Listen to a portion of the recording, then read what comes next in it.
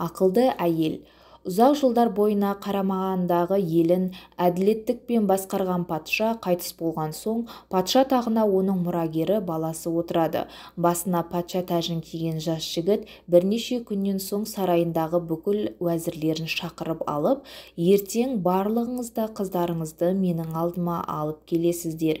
Мен алдыма келген қыздарға ойымда жүрген 3 сұрағымды қоямын. Кімде-кім менің қойған сұрақтарыма дұрыс жауап берсе, мен сол қызды өзіме өмірлік жар етіп аламын дейді. Патшаның аузына шыққан жарлығы екі болмайды. Ертеңіне әдемі киінген уәзірлердің қыздары патша сарайына түгел жиналады. Көркемдігі бірінен бірі өтетін қаздай тізіліп тұрған сұлу қыздардың алдына келіп, беттеріне ойлана қараған жас әмірші, менің сіздерге қояр 3 сұрағым мынадай. Машриқ пен Мағриптің арасы қанша? Жер мен көктің арасы қанша? Өтірік пен шындықтың арасы қанша? 3 күннің ішінде менің осы сұрақтарыма дұрыс жауап берген қызды мен өзіме некелеп аламын деп жарлық шашады. Сарайға жиналған уәзірлердің қыздары жас әміршінің аузынан шыққан бұл сұрақтарға лайықты жауап таппай қиналады. Қыздарына жәрдем бермек болған уәзірлердің өздері де патшаның сұрауларын шеше алмай тығырыққа тіреледі. Уәзірлер мен қыздарының ақылды патшаның қойған сұрақтарына жауап бере алмай қиналып жатқаны туралы хабар ел ішіне желдей есіп кетеді. Бұл хабар сол жақын маңада қой бағатын шопанның қызының құлағына тигенде, ойпырмай, көп жылдардан бері сарайдағы патшаның ақылшысы болып жүрген уәзірлердің мына оп-оңай сұрақтардың жауабын білмегені қалай? Мұның өзі естіген құлаққа ұят-ау. Қой, ендеше өзім барып осы сұрақтың жауабын айтайын деп патша сарайына бет алады. Патша өзінің дұрыс шешімін таппай жатқан сұрақтарына жауап беруге бір шопанның қызы келіп тұрғанын естігенде қуанып кетеді. Есік алдындағы күзетшілер жауап беруге келген қызды кідіртпестен патшаның алдына алып барады. Қаршадай қызды көргенде жиналғандар аң-таң боп, сарай ішінде шыбынның ызыңы естілмейді.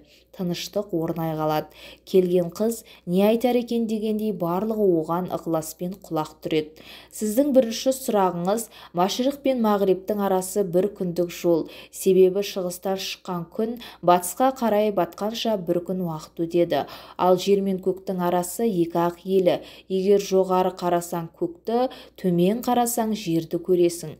Көзіңнің алдына 2 саусағыңды қойсаң ештеңені де көрмейсің. Ал 3-ші сұрағың өтірік пен шынның арасы 4-ақ елі.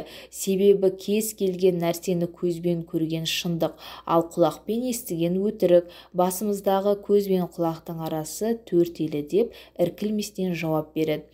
Шопан қызының берген жауаптарына шын көңілден риза болған патша, баласы сөзінде тұрып, осы қызға үйленіп 30 күн ойын, 40 күн тойын өткізеді. Арада шамалы уақыт өткенде, патшаның өзінің уәзірлерін тағы да сарайына жинап алады. Жиналған уәзірлер патшамыз не айтар екен деп көңілдері күпті болып тұрады. Тақта отырған патша уәзірлеріне барлай қарап, мен ертең қасымдағы нөкерлермен саяхатқа кетемін.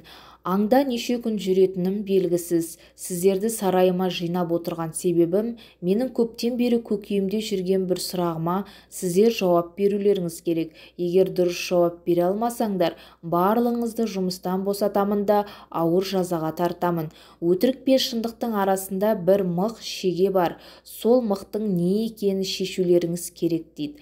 Патшаның бұйрығына бағынбасқа лаж жоқ. Уәзірлер тобы жынынан айырылған бақсыдай аңырайып қалады.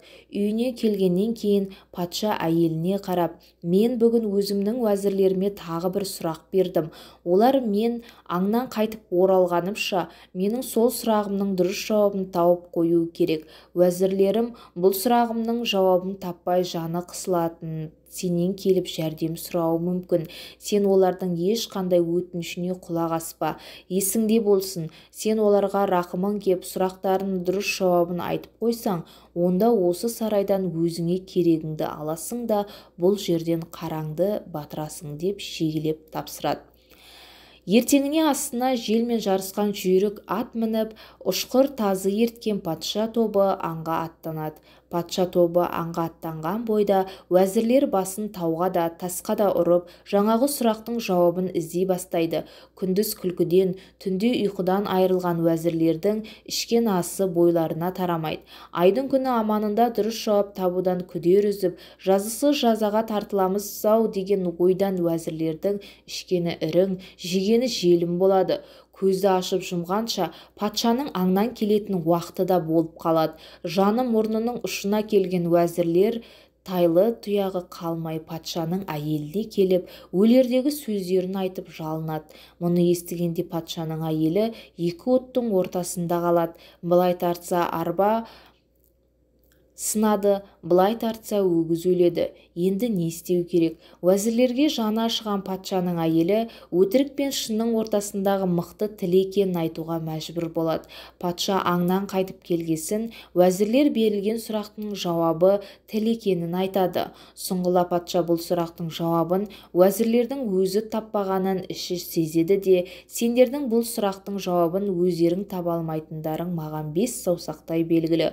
Бұл сұрақтың дұрыс жауабын кім айтқанын айтыңдар. Маған шындарыңды айтпасаңдар барлығыңды дарға тартуға әмір етемін деп қорқытып, уәзірлердің екі аяғын бір етікке тығады. Қорыққаннан жігерлері құм болған уәзірлер патшаға шындықты айтуға мәжбүр болады. Ашуға булыққан патша әйелін шақырып алады да, сен менің айтқаныма құлақ аспай, сау басыңа сақина сатып алдың. Енді патшаның екі сөйлегені өлгені, сен осы сарайдан өзіңе керегіңді ал да тезірек бұл жерден қараңды батыр дейді, түсін суытып. Патшаның аузынан шыққан мынандай сөздерден салы суға кеткен ақылды әйел үйіне келіп түрлі тағамдар жасап, базардан шараптың неше атасын алдыртып, алғысын күйеуіне келіп: ал патшам, сізден менің бір өтінішім, екеуміз соңғы рет дастархан басында бірге отырып тамақтанайықшы деп патшаны майлы шектей айналдырады. Сүйікті әйелінің соңғы өтінішін жерге тастай алмаған патша оның айтқанына көне кетеді. Дастархан басындағы түрлі тағамдардан дәм татқан патша әйелінің өз қолымен ұсынған шарабынан да бас тартпайды. Ішкен шарабы шамадан тыс көбейіп кеткен патша мас боп қалады. Қолайлы сәтті құр жібермейтін ақылды әйел сарай қызметкерлеріне әмір беріп ат арба алдыртады. Арбаға жайлы төсек салдыртқан әйел мас патшаны арбаға жатқызып қаладан шығып кетеді. Бір кезде мастығынан айыққан патша көзін ашып, өзінің қаладан алыс жерде арбаның үстінде жатқанын байқайды. Патшаның көзін ашқанын сезген ақылды әйел: тақсыр, сіз маған уәзірлерге берілген сұрақтың шешуін айтып қойсаң, сарайдан өзің керегіңді алып шығып кетесің деген едіңіз. Мен сіздің сол сөзіңіз бойынша сарайдан өзіме керегін ғана алып қаладан шығып кеттім дейді. Патша болса өзінің ақылды әйелінің мынадай тапқырлығына шын көңілден риза болып, екеуі шаһарға қайта барып бақытты өмір сүрген екен. Достар, менің каналыма тіркеліп және қоңыраушаны басып қойыңыздар.